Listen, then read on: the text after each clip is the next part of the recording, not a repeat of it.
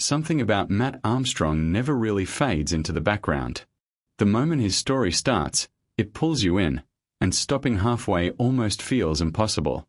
From rebuilding a smashed Bentley Continental GT during the chaos of the pandemic to building a digital empire with millions watching every move, he didn't just change direction, he flipped the entire game. But here's the real question. How does someone go from wrecked cars to a life filled with luxury, risk, and precision timing? And trust me, the deeper this goes, the harder it is to look away. It almost feels unreal how a simple beginning can turn into something this big. Because Matt Armstrong didn't start with cars at all. He started with bikes. That alone makes the journey feel unexpected, right? Born in Leicester in 1993, his early life revolved around BMX riding. Long hours. Endless practice. Chasing that perfect landing. At the same time, something else was quietly building in the background. His understanding of engines, learned from his father, Tony, a skilled mechanic. Two paths growing side by side. But which one was going to take over? By 16, BMX wasn't just a hobby anymore. It was serious. Competitions. International travel. France, Germany, even Dubai.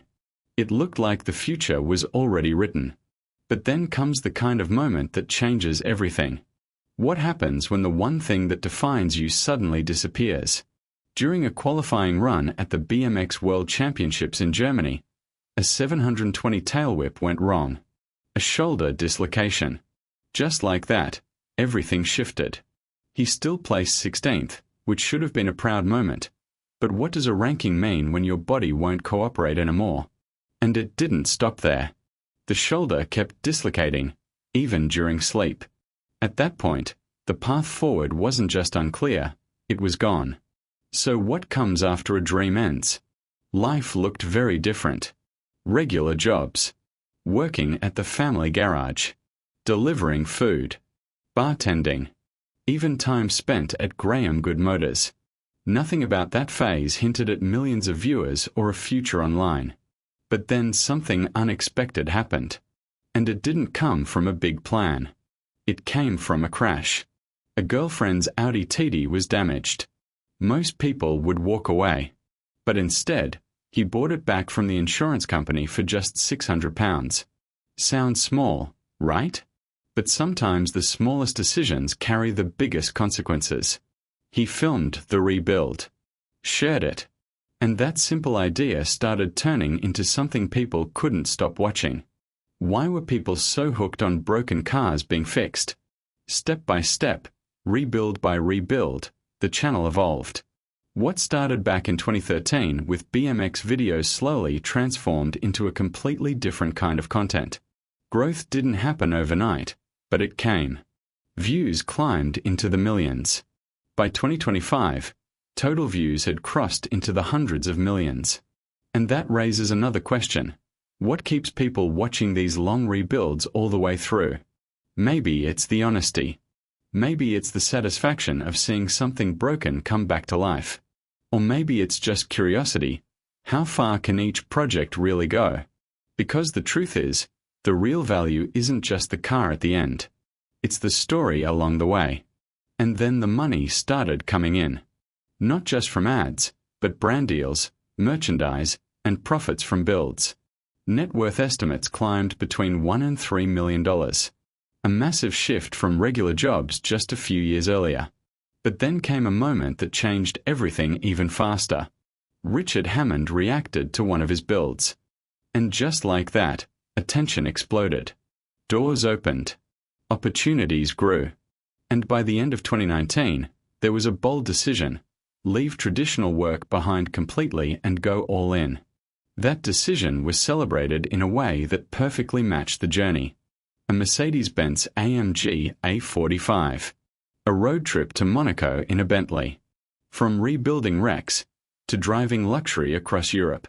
But here's the thing. Was any of this planned, or did it all come from chaos?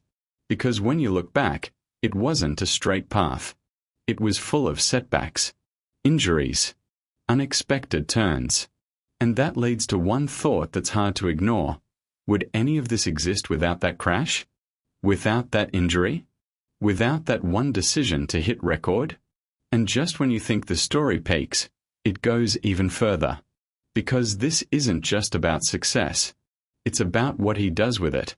The car collection alone tells a story that feels almost unreal. The entire strategy is simple on the surface. Buy heavily damaged luxury cars at low prices, rebuild them, and film everything. But here's where it gets interesting. Is the real profit in the car or in the content? Take the Bentley Continental GT. A luxury car worth around £150,000, bought for just $10,000 due to heavy damage. The plan seemed simple.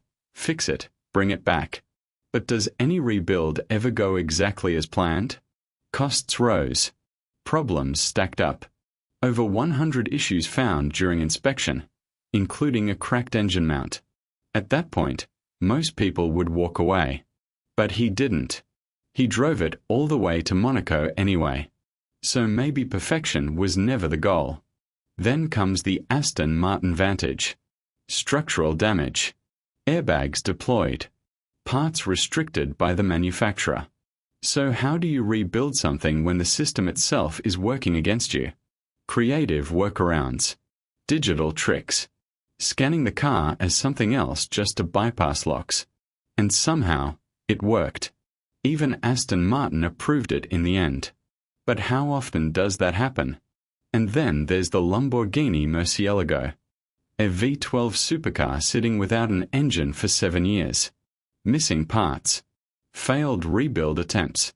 A past tied to chaos. At that point, is it even worth trying? But piece by piece, problem by problem, it came back to life. Not quickly. Not easily. But it did. And that makes you wonder, how much of this is skill, and how much is pure persistence? The Porsche 911 GT3 adds another twist. A full rebuild in just 24 hours. Sounds impossible, right? A team working non-stop. Costs stacking up. The final car still unpainted. Still classified as damaged.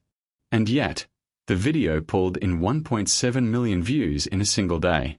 So what matters more, the final product or the story of getting there? And then comes one of the wildest projects of all. The Rolls-Royce Wraith, once owned by Marcus Rashford. Originally worth around £700,000. Bought after a crash for just $184,000. Add another donor car. Add expensive Mansory parts. The total climbs to over $300,000. Even small parts cost thousands. But here's where it shifts. This wasn't just about rebuilding. Signed parts were sold. Proceeds went to charity. Suddenly, it wasn't just a car project anymore. It meant something bigger. So where does all of this lead? It leads to a lifestyle that goes far beyond cars. A life shaped by smart decisions, bold risks, and unexpected opportunities. Like buying a property in Miami for over $1 million. Not just for comfort, but as a base for bigger projects, including work on a Bugatti Chiron. Because when your work grows, your space has to grow with it. But is that a lifestyle choice? Or a strategic move? Back in the UK, even the workshop transformed. Thousands of tiles installed in a single day. Built for durability. Built for scale. Because at this level, even the floor matters. It's no longer just a garage. It's a production space. And that shift says something important. This isn't a hobby anymore. And beyond all the cars and business, there's a personal side too. Life shared with partner Hannah Smith, who's part of the process, not just the background. A dog named Kevin, who somehow became part of the brand. A family connection that never faded. His father still involved. Still helping. And in a full circle moment, being gifted a rebuilt Ferrari. So after everything, every crash, every rebuild, every risk, one question still lingers. Was this all built by design, or by accident? Because sometimes, the biggest transformations don't come from perfect plans. They come from the moments that feel like everything is falling apart. And in this case, those moments didn't end the story. They started it.